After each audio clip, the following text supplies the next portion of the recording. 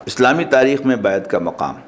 میں عرض کر چکا ہوں کہ امت مسلمہ کی 1300 سالہ تاریخ میں جماعت سازی کے لیے صرف بیعت ہی کی اساس ملتی ہے۔ چنانچہ حضور صلی اللہ علیہ وسلم کی وفات کے بعد جو نظام خلافت علی منہاج النبوہ قائم ہوا، اس کی بنیاد بیعت ہی تھی۔ پھر جب صحابہ نے محسوس کیا کہ خلافت کا ادارہ رفتہ رفتہ ملوکیت میں تبدیل ہو رہا ہے، تو انہوں نے اس زوال کو روکنے کے لیے جد و جہد کی، تو اس میں بھی بیعت ہی کا طریقہ اختیار کیا گیا۔ چنانچہ حضرت حسین بن علی رضی اللہ تعالیٰ عنہما، حضرت عبداللہ بن زبیر رضی اللہ تعالیٰ عنہما، دونوں کی جد و جہد بیعت ہی کی اساس پر ہوئی۔ اس کے بعد جب ملوکیت نے اپنے پنجے پوری طرح گاڑ لیے، تب بھی خلفاء جو اصل میں ملوک تھے، بادشاہ تھے، اپنی حکومت کو بیعت ہی کی بنیاد پر استوار کرتے رہے۔ اصولی طور پر تو اسلام میں مذہب اور سیاست کے درمیان کوئی فرق نہیں ہے، لیکن عملاً ہم دیکھتے ہیں کہ عہد ملوکیت میں یہ تقسیم نمایاں ہونے لگی تھی۔ نتیجتاً بیعت کا دائرہ بھی دو حصوں میں منقسم ہو گیا۔ بادشاہ عوام سے سیاسی اطاعت کا وعدہ بیعت کے ذریعے لیتے تھے، لیکن ساتھ ہی اسلامی معاشرے میں افراد کے تزکیہ نفس اور اصلاح باطن کے لیے صوفیاء کرام بھی لوگوں سے روحانی اور اخلاقی اطاعت کا وعدہ لینے لگے، اور یہ شے بیعت ارشاد کہلائی۔ بیعت ارشاد سے کیا مراد ہے؟ ایک شخص محسوس کرتا ہے کہ اسے کسی بزرگ رہنما کی ضرورت ہے جو اسے ایک بہتر مسلمان بننے میں مدد دے۔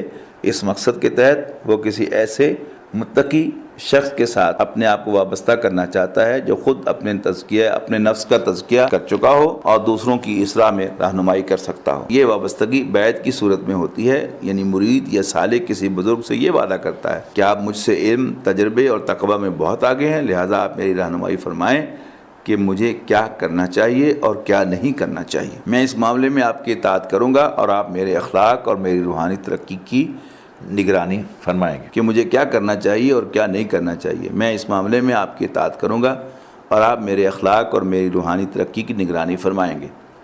یہ وہ شے ہے جسے بیعت ارشاد کہا جاتا ہے۔ بدقسمتی سے مسلمانوں کے طویل انحطاط اور زوال کے نتیجے میں آج صورتحال یہ ہو گئی ہے کہ جب بیعت کا لفظ استعمال ہوتا ہے تو عموماً ایک عام مسلمان کے سامنے بیعت ارشاد ہی کا تصور آتا ہے۔ یہ بھی واضح رہنا چاہیے کہ بیعت ارشاد کے لیے قرآن مجید میں جواز بیعت النساء کی صورت میں موجود ہے، جس کا مقصد بھی یہی تھا جو بیعت ارشاد کا ہوتا ہے۔ تاریخ کے مطالعے سے پتہ چلتا ہے کہ گزشتہ صدی میں مسلمانوں کو غیر ملکی استعمار سے نجات دلانے کے لیے جتنی بھی عسکری تحریکیں چلیں، ان سب کی بنیاد بیعت ہی تھی۔ چنانچہ ہندوستان میں سید احمد بریلوی رحمۃ اللہ علیہ کی تحریک شہیدین، لیبیا میں محمد علی السنوسی کی سنوسی تحریک، اور سوڈان میں محمد احمد المہدی کی تحریک، سب میں نظم کی بنیاد بیعت ہی تھی۔ موجودہ صدی میں مولانا ابوالکلام آزاد نے جب 1913 میں اپنی جماعت یعنی حزب اللہ قائم کی تو بیعت ہی کو اس کی اساس کے طور پر اختیار کیا۔ اسی طرح الاخوان المسلمون کے بانی ارکان نے شیخ حسن البنا شہید کے ہاتھ پر بیعت کی تھی، جو مرشد عام کہلاتے تھے۔ اس موقع پر میں چاہتا ہوں کہ آپ کے سامنے موجودہ صدی کا ایک نہایت اہم واقعہ بیان کروں جو اکثریت کے ذہنوں سے محو ہو چکا ہے۔ جمعیت علماء ہند کا دوسرا سالانہ اجلاس نومبر سن 1920 میں منعقد ہوا۔ اس کی صدارت شیخ الہند مولانا محمود حسن دیوبندی نے کی اور علماء سے مخاطب ہو کر فرمایا کہ سب مل کر ابوالکلام آزاد کو اپنا متفقہ قائد تسلیم کر لیں، ان سے بیعت کریں اور ہندوستان میں آزادی اور اسلامی حکومت کے قیام کے لیے منظم جدوجہد کا آغاز کیا جائے۔ بدقسمتی سے اس تجویز کو علماء میں پذیرائی حاصل نہ ہو سکی۔ موجودہ صدی کی ایک اور تحریک جو بیعت کی بنیاد پر منظم ہوئی تھی، وہ قادیانیت کے فتنے کا مقابلہ کرنے کے لیے تھی۔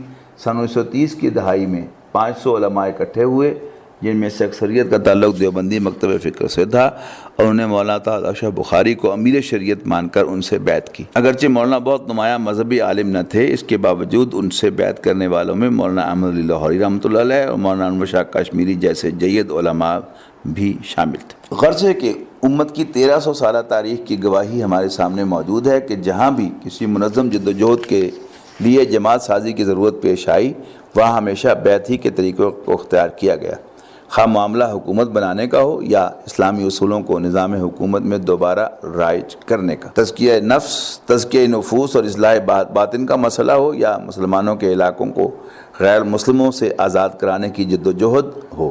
ہر بار افراد کو جمع کرنے اور منظم کرنے کے لیے صرف بیعت ہی کا طریقہ اختیار کیا گیا۔ اس میں واحد استثناء مولانا مودودی کی جماعت اسلامی کا ہے، جو بیعت کی بنیاد پر قائم نہیں ہوئی۔ یہی وجہ ہے کہ میں نے امت کی تاریخ کے 1300 برسوں کا حوالہ دیا ہے کیونکہ 14ویں صدی میں ایک بڑی تحریکات دستوری بنیاد کو اختیار کرنے کا معاملہ بھی